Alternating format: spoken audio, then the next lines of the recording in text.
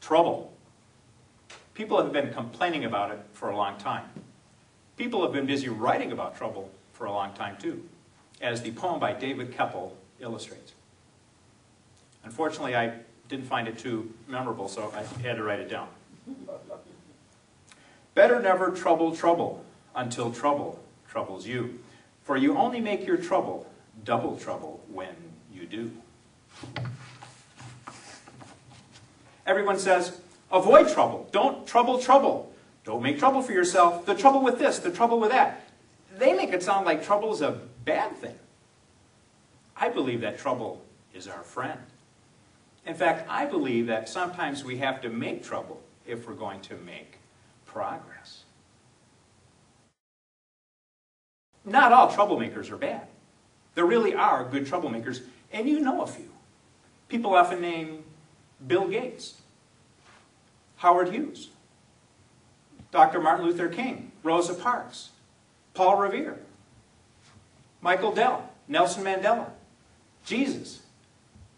I wasn't cursing. He's on the list.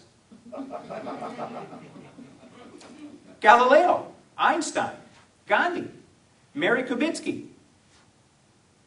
Oh, you haven't heard of Mary Kubitsky? I'll tell you her story later.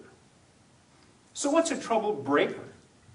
A trouble breaker is very simply a good troublemaker like those folks I just named. You can expedite your progress in becoming one of those good troublemakers or trouble breakers by using the triple yes technique I'm going to show you. I grew up in a home where experimenting and inventing was encouraged. Although my father was a tradesman, he was always coming up with ideas for inventing something and getting rich, although he never did. He was always encouraging us to pursue our own ideas. When I was 9, I complained about the flavor of toothpaste. Mint is kind of caustic to a 9-year-old. I asked him, why doesn't toothpaste come in root beer or lemon? He said, good idea. And he helped me write a letter to one of the toothpaste companies. I never got a response, but I learned to start looking for the breakthroughs. As a senior in high school, I asked this fabulous girl, the girl of my dreams, to the homecoming dance. She quickly offered an objection. Let me think about it.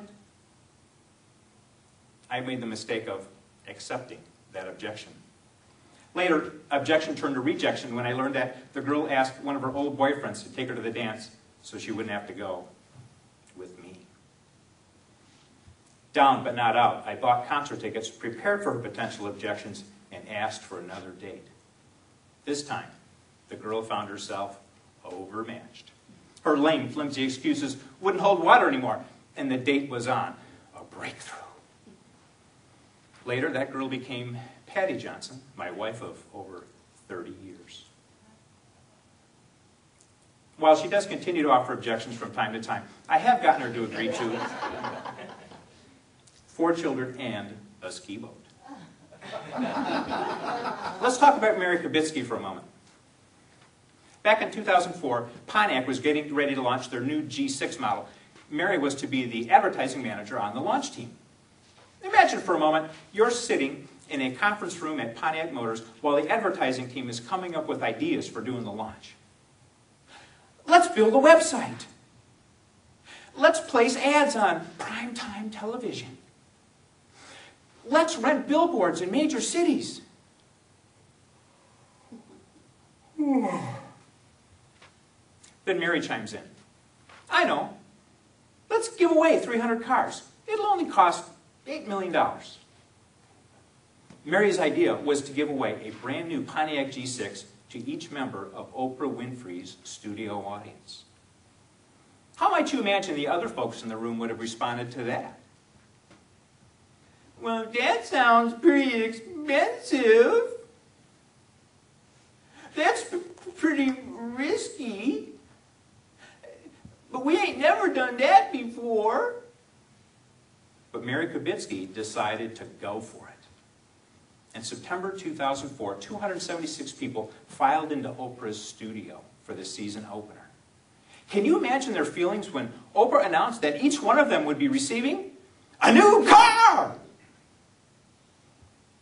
The Pontiac G6 website received 242,000 hits within 24 hours, 8 times the previous rate. More importantly, the media had picked up the story of the giveaway over 600 times. And Mary got all of that exposure for a paltry $8 million. Of course, after the fact, she's labeled a genius. The professor of advertising and marketing at the University of Detroit Mercy stated, "This may go down in history as the lowest cost, biggest bang for your buck product launch in the history of automobiles." He went on to say that he planned on building an entire lesson plan around the Oprah Pontiac G6 giveaway for his MBA students. Did Mary Kibitsky go for it? Yes. Did Mary learn from the experience? Yes. Is she and Pontiac better off because of it? Yes. That's the power of the triple yes in action. Troublebreakers often have more fun because we have a creative view of the world around us. We notice things that other people don't. I've noticed that everyone has an opinion about toilet paper. Either you want it coming off the back of the roll or you want it coming off the front. Try this the next time you go to one of your friends' homes. Go into all their bathrooms and turn around their toilet paper rolls. Don't let them know you did it. It will drive them crazy.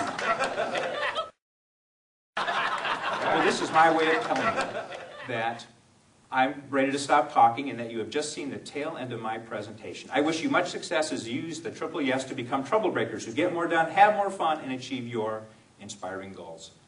Good day.